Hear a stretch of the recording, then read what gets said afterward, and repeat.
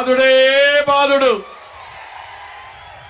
అందరూ నష్టపోయారు, అలిసిపోయారు. మీరంతా దెబ్బలు తిని తిని అలిసిపోయి ఎప్పుడెప్పుడా అని చూసే పరిస్థితికి వచ్చారు.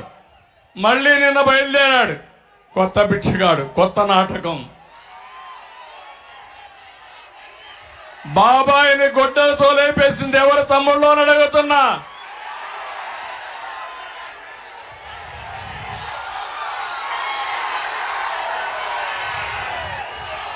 డ్రామా ఆడాడా లేదా? ఆ నేరం మా మీద పెట్టాడా లేదా? కోడికత్తి డ్రామా ఆడాడా లేదా? నిన్నే గులకరాయి డ్రామా. ఆయన మీటింగ్ పెట్టాడంట, కరెంట్ ఆఫ్ అయిపోయిందంట. పవన్ కళ్యాణ్ అక్కడికి వచ్చి ఒక రాయి వేశాడు, గులకరాయి.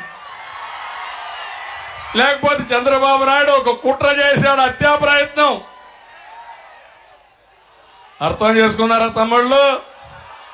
వాళ్ళు అంటున్నారు నీ మీద మాకు కోపం కూడా ఉంది, మాకు క్వార్టర్ బాటిల్ ఇస్తాన్నావు, బిర్యానీ పెడతాన్నావు, 500 రూపాయలు డబ్బులు ఇస్తాన్నావు, డబ్బులు ఎగ్గొట్టావు కాబట్టి నాకు ఆ సమయంలో కోపం చేశాను, గులకరాయి చేశాను అతనే చెప్పే పరిస్థితికి వచ్చాడు.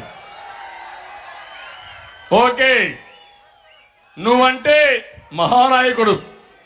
పవన్ కళ్యాణ్ గారు ఒక మాట అన్నారు, ఏదైతే ఒక అబ్బాయి గౌడ అబ్బాయి ఎక్కడైతే రేపల్లెలో చెల్లెల శీలాన్ని కాపాడాలని అమర్నాథ్ గౌడ్ అనే వ్యక్తి గట్టిగా ఇంట్లోకి చెప్పి అక్కను కాపాడుకోవడానికి ప్రయత్నం చేస్తే నడి రోడ్డు మీద ఇష్టానుసారంగా పెట్రోల్ వేసి తగలబెట్టారు. ఆ రోజు గుర్తుకు రాలేదా జగన్మోహన్ రెడ్డి? సైకో వైఎస్ఆర్ కాంగ్రెస్ నాయకులు అడుగుతున్నా.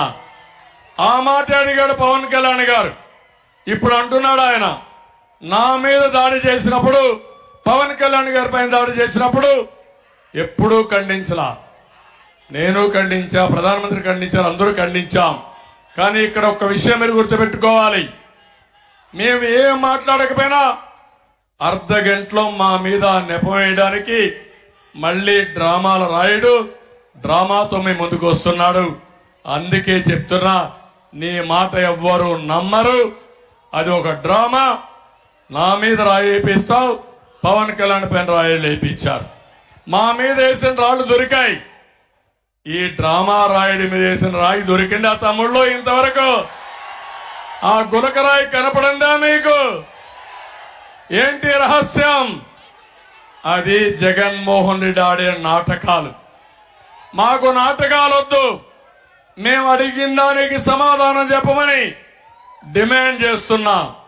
పరదాలు కట్టుకొని తిరిగి ఇప్పుడు వేల కోట్ల రూపాయలు ఖర్చు పెట్టి మద్యం డబ్బులు, ఇసుక డబ్బులు, భూదందాలపైన దోచేసిన డబ్బులు పెట్టి మళ్లీ మిమ్మల్ని కొనాలని ఆలోచిస్తున్నారు.